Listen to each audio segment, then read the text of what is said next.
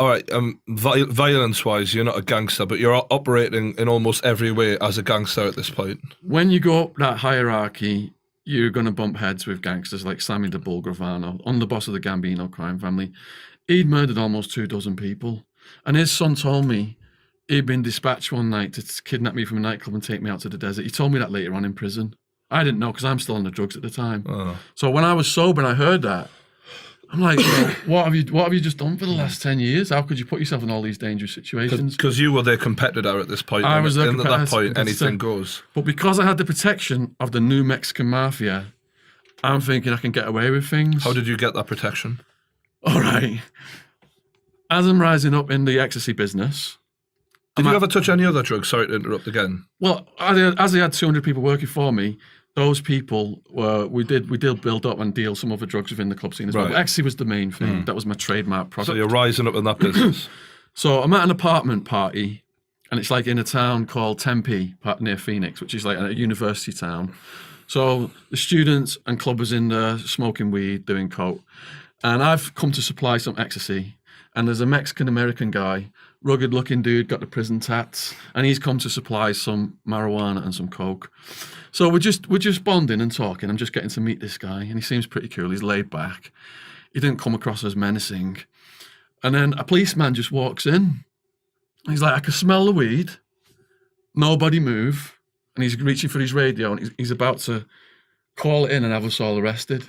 So the Mexican guy I'm talking to just pulls out his gun, points at the cop. The only one who's not leaving is you, motherfucker. Everyone go. So we all just run out into the night. So I'm crapping myself. I've not been in anything like as heavy as this. Right. I go to a mate's apartment who's dealing E for me in the same complex, and we're sat in there. Police cars everywhere, sirens, helicopters out. Next thing, bang, bang, bang, bang, bang. It's the dude, the Mexican-American dude. He's at the French window. Let me in, let me in. So we're all like, right, we open the door, let him in. And then he schools us. He's like, if the police come, they can't just walk in. You just don't answer the door. They got to have a warrant. They've just been sent out. They don't have a warrant. They can't come in. So if they knock, just don't answer. So we just stayed in there in the dark, police everywhere, wait till they left. And I said to him at the end of it, I said, look, you're hot in this area. Why don't I just take you to my house tonight? So while things cool down. Still didn't know who he was. And I did. And we started hanging out. And he said, look, Shaun, because you and your friends protected me that night, my brothers are going to have your back. Didn't know what that meant. Right. Months later, he says, my brothers finally want to meet you. So I go over to this street in Tempe. There's all these low-rider show cars on the street. His brother answers, head shaved, short guy, stocky. He's just looking at me. And like, they all had mean looks, these guys, like the prison looks. And I go in and go through, and all these massive Mexican-American guys, tats, wife beaters, shorts down below the knees, chains. And they're just like, look, who's this skinny English guy? And they're like, the main guy, the guy who answered his brother, starts buzzing off my accent. And I look over in the living room, they've got the biggest TV I've ever seen. They've got this CCTV screen as well, looking at all the cars on the street. And then on top of the TV is a rocket-propelled grenade launcher. Mm. I'm thinking, oh shit, man. A grenade launcher on the telly. What am I It's into? not how I usually would decorate a TV, but... What am I into here? What am I getting each into of their here? own. So I shit myself, but they wanted to try E.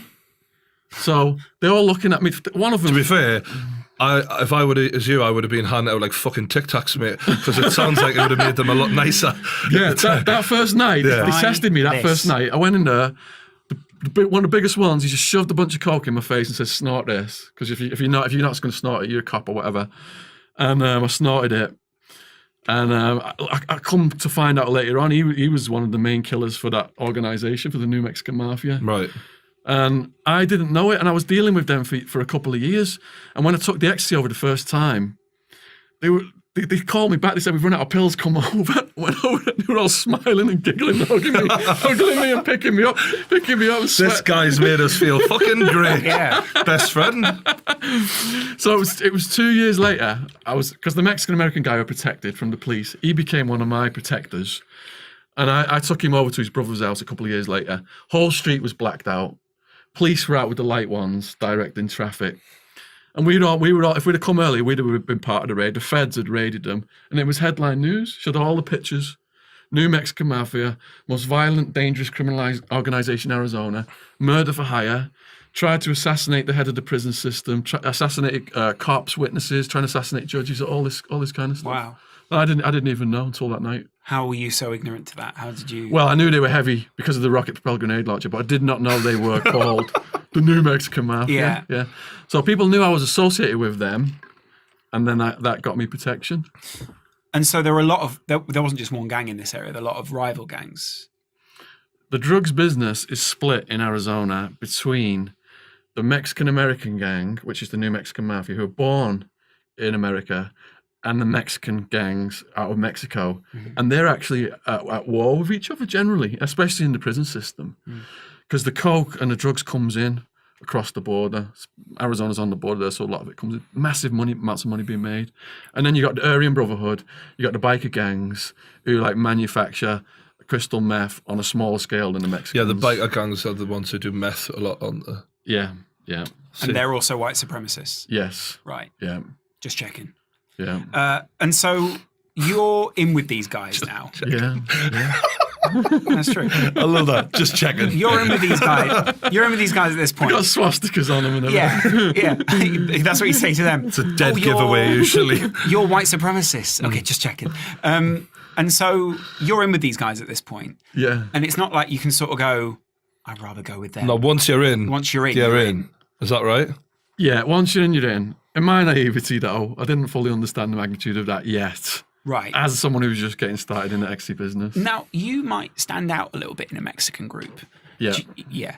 Were you the only white guy there? I didn't hang out with them. I would just go and deliver my E. If And they then wanted fuck E, off. I'll get some weed off them for my mates and go and yeah, fuck off.